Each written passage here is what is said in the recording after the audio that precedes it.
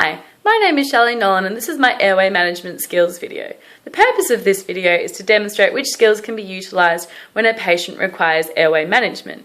The following skills in the video are placing a patient in the lateral side position, the triple airway manoeuvre, the safe insertion of the oropharyngeal airway and the nasopharyngeal airway, the safe application of the laryngoscope, and using the IPPV with a BVM. All skills are demonstrated utilising the standard precautions where the contraindications are acknowledged to avoid common error. This is the triple airway manoeuvre, which comprises of three components: the head lift, the chin lift and the jaw thrust. Ensure that something 2 to 5 centimetres thick is placed under the patient's head, like a pillow that's fine. The head lift involves tilting the head back, ensuring that the neck is not jeopardised.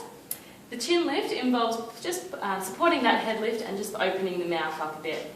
The jaw thrust involves the thumbs on the cheekbones and the index finger and the pointer fingers on the angles of the jaw, and that opens the airway to ensure it's not occluded. Intermittent positive pressure ventilation involves positioning the head and checking the mouth and oropharynx for any foreign bodies. It then involves taking the mask and the bag and placing it over the nose and the mouth, creating a C over the mask and placing the other fingers on the angle of the jaw. It then involves gently pressing the bag. 1, 2, 3, 4, 5. 1, 2, 3, 4, 5. 1, 2, 3, 4, 5. With a 12 breaths per minute. This is a nasopharyngeal airway, which is used when you cannot insert an OPA. The contraindications of using an MPA are if there are facial fractures, nasal trauma, or if there's a traumatic brain injury. There are different sizes of NPA, so the way you measure it is from the tip of the nose to the tragus of the ear, so we've got the right size there. The way you insert it is if you insert posteriorly down the floor of the nose. You can use lubricant if you need to, and then you lift it up to 90 degrees and then just push down. We use an oropharyngeal airway to ensure the tongue doesn't block the airway. The contraindications of using an OPA are if the patient has trismus or if they have an intact gag reflex. So to ensure you've got the right sized OPA, you measure from the corner of the mouth to the angle of the jaw, so we've got the right size one here. You insert it with the curvature facing upwards, halfway, and then you spin it 180 degrees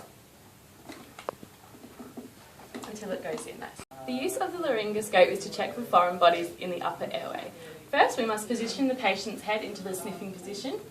With a real patient, you'd place a towel under the head to get some leverage, but for the purpose of the video, we don't need to.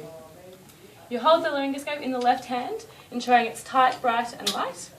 You insert the laryngoscope down the right side of the mouth, ensuring the tongue is on the left. You insert it only slightly to begin with, to check for foreign bodies in the pharynx, and then a little bit further if that's clear, to ensure you can see the vocal cords and any foreign bodies there. If it's clear, your airway is patent. This is the stable side position. We put a patient in this position to avoid the vomit asphyxiating them. If this patient has a suspected spinal injury, we will manage them in the supine position. So the position involves taking the patient's left arm and putting it outwards, taking their right arm and putting it across their body, flexing the knee upwards, and involves them just rolling the patient, grabbing their shoulder and their knee and rolling them towards you like this. To make the patient more comfortable, you can place a pillow under their head.